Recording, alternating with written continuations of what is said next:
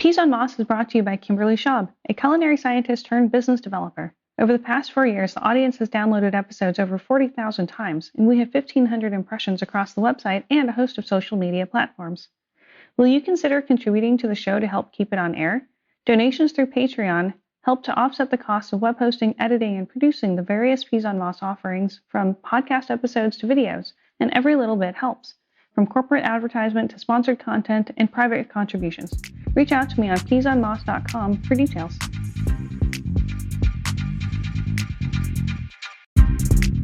Hey, welcome to a new Quick Bite podcast episode by Peas on Moss. My name is Kimberly, and I'm a research chef turned business developer.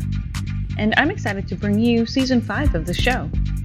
Matt Slem is a recently certified culinary scientist and innovation manager at Lundberg Family Farms, a brand that is near and dear to my heart, and my R&D home for almost 3 years of my career. In fact, I took the CCS exam with the support from Lundberg and really settled into my identity as a research chef while there. Matt joined us on the podcast to share about Lundberg's legacy in clean label and organic agriculture, and shares the challenges and opportunities in holding true to their core customer expectations and their own values in food. Without further ado, here's the discussion with Matt Slem, Innovation Manager.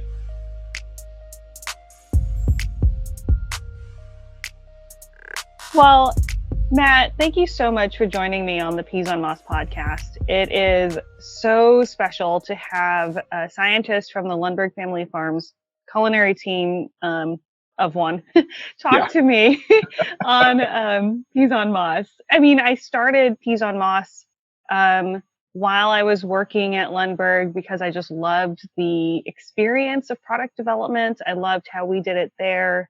And that was really when I was learning and developing my identity as a researcher.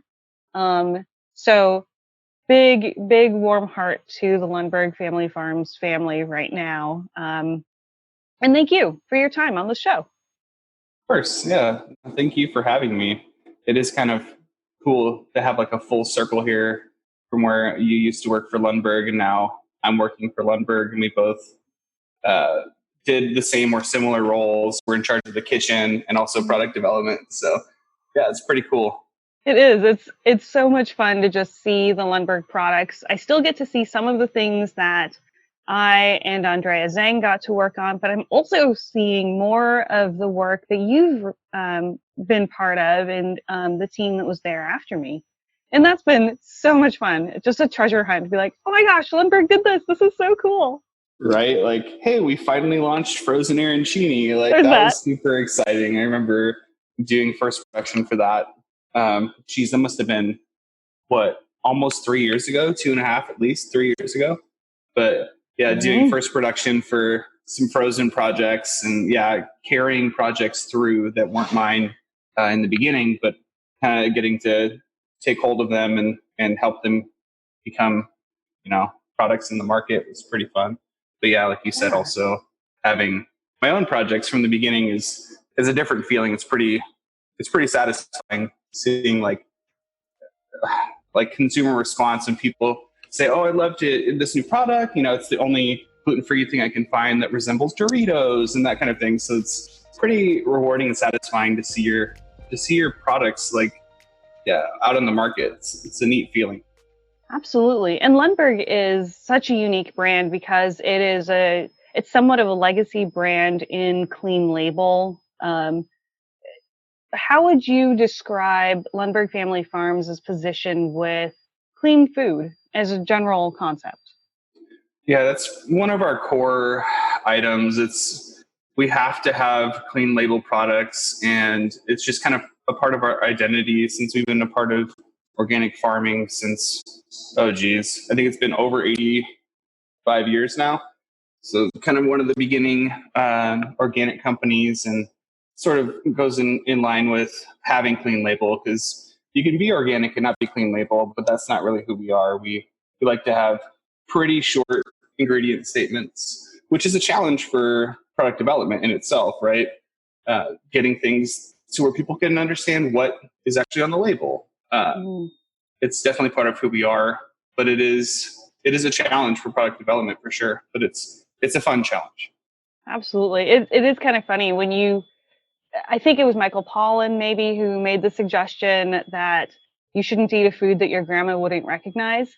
Exactly. And when we were at Lundberg, I mean, our grandma in some senses was partly the owner of the company. Mhm. So you're like, yeah. So if the family, the family members who are still highly involved with the company, if they can understand and get behind the types of ingredients that you're using, you had a sense of confidence that the product would pass, you know, kind of even our most strict guidelines. Is that still the case for you guys? It still is the case. Yep. We sort of adopt a policy like Michael Pollan where it's like if it's not in your pantry, it shouldn't be in your new products.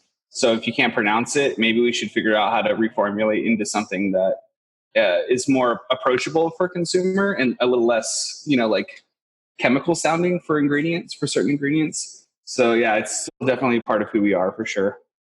That must be a little challenging because you have a food science, knowledge, and you came from another product development role.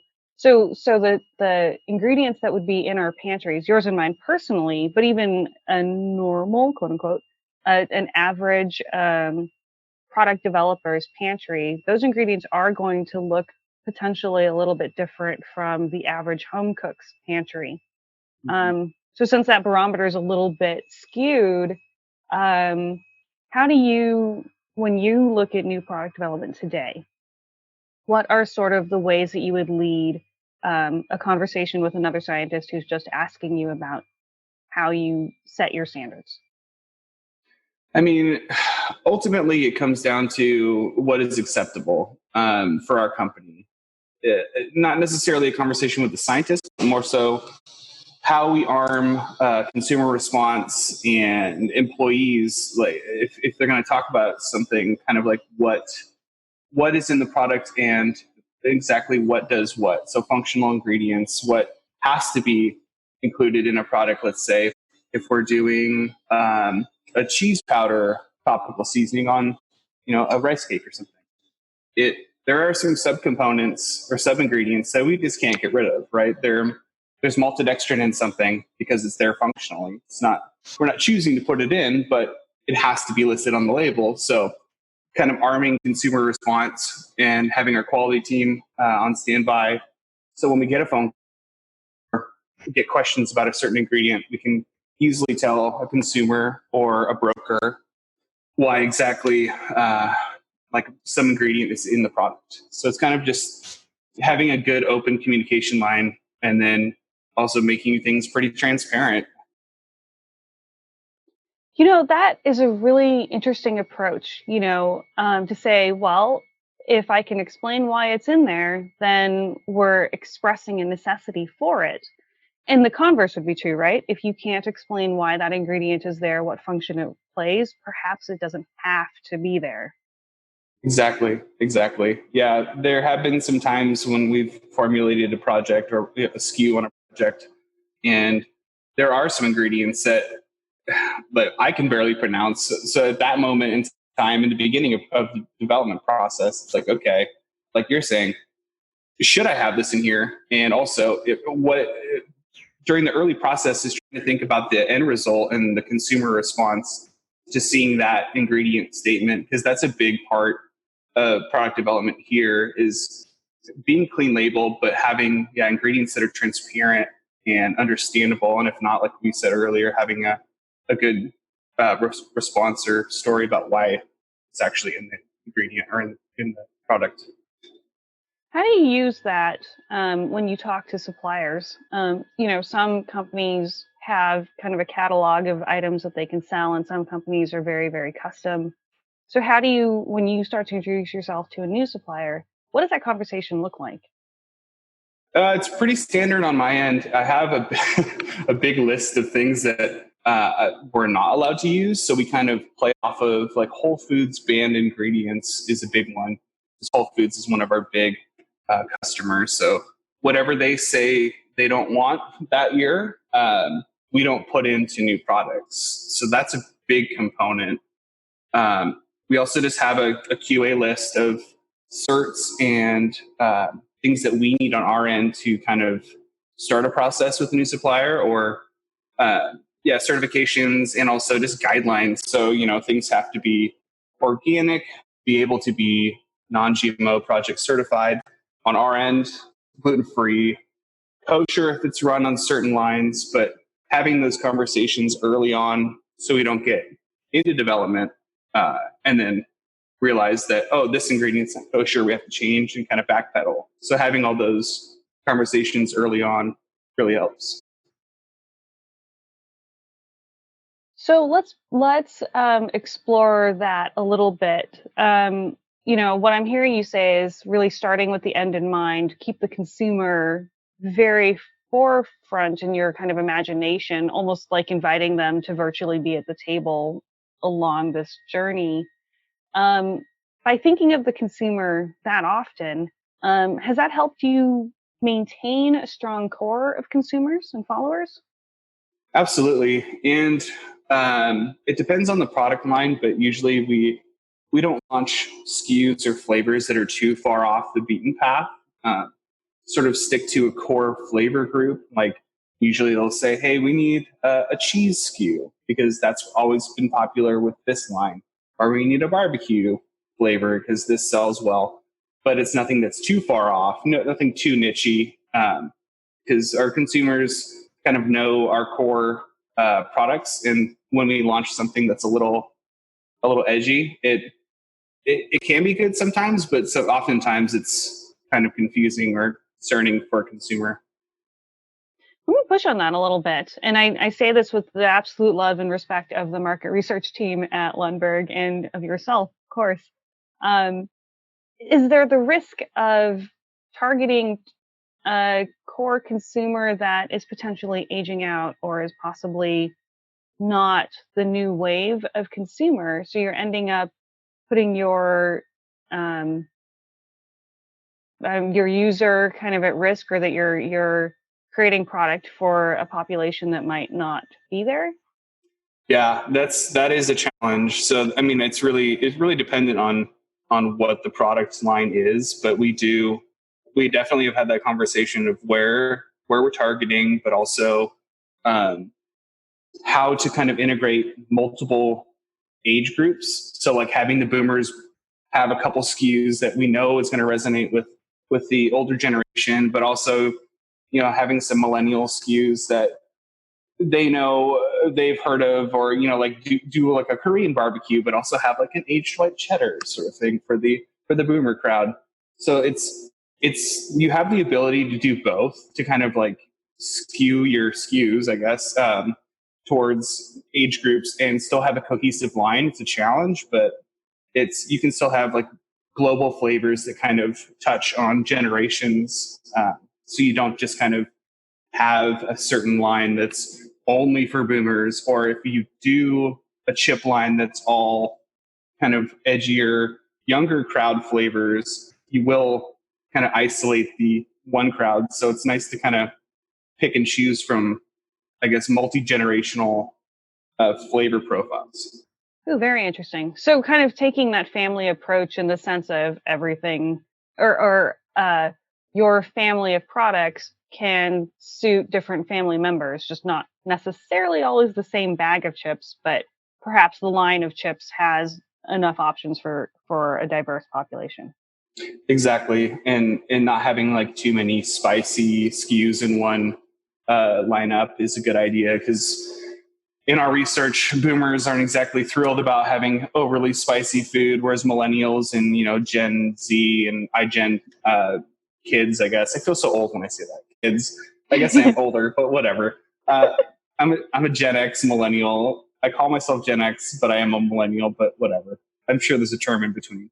But yeah, we try not to skew too spicy, because the kids these days love spicy, like Taki's profile, but can't really satisfy the older profile with a very bright, like spicy seasoning. So yeah, it really helps to have some calm, approachable flavors, and then have maybe a couple niche flavors. So let's talk about that a little bit. You know, my mom still texts me a lot of pictures of Lundberg product doing different things on the shelves. It's like, well, mom, I don't work there. I guess I could start forwarding them to you, Matt. Yeah. But she, she's always like, well, why can't this taste more like this brand or that brand? And they're very mainstream. They're multi-gazillion billion-dollar brands that are legacy in a different sense. And I've definitely rolled my eyes at being asked if we could be more like XYZ chip company that has placement in literally every store. Right. Do you get compared to the mainstream, and how do you address that?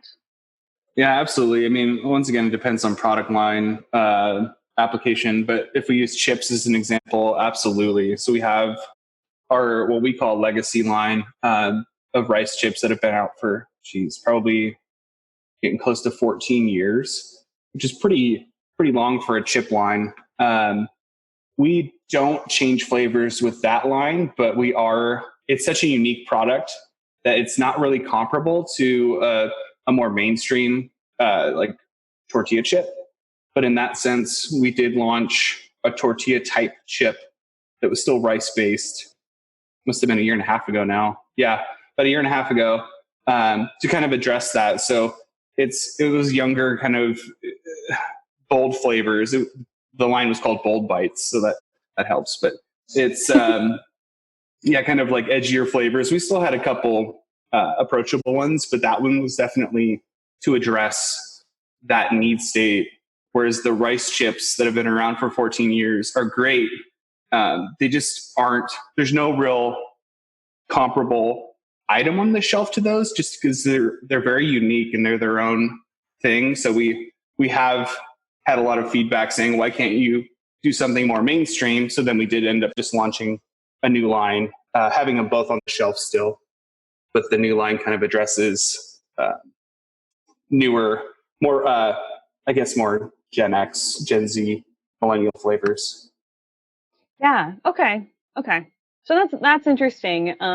That instead of kind of SKU rationalizing and dropping kind of legacy flavors, the brand chose to launch a new line of tortilla style chips. So you're not losing shelf space. You're hopefully gaining a couple more things and not cannibalizing your own product, right?